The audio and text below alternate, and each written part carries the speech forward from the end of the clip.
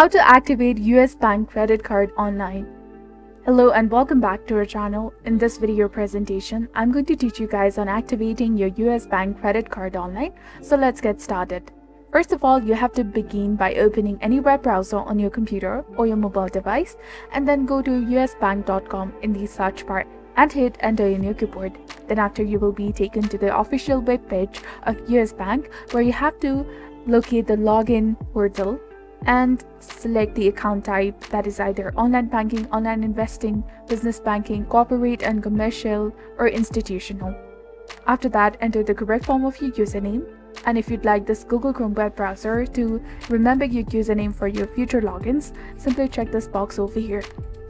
Then after, simply enter the correct form of your password, and after you do that, if you'd like to have any login help, you can select the link of get login help over here. And in the case, if you want to create a username and a password, if you have forgotten it, or if you just want to generate a new one, you can just simply go ahead and click on the create a username and a password link. And after you have entered all of the credentials correctly, you can simply go ahead and click on the login button that is highlighted in blue color in order to successfully log into your US Bank. Now, when you're logged in order to activate your credit card, you just have to go to the card controls section and choose your credit card. And after that, click on activate a card and fill in the required card details and click on activate to complete the process. This can also be done through the US Bank mobile app.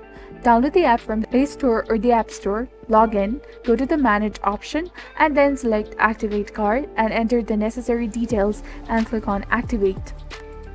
For any issues, contact the US Bank customer support. So that's all for this video. Feel free to ask any questions or share feedback in the comments below. And don't forget to like and subscribe for more tutorials. Thank you for watching. See you in the next one.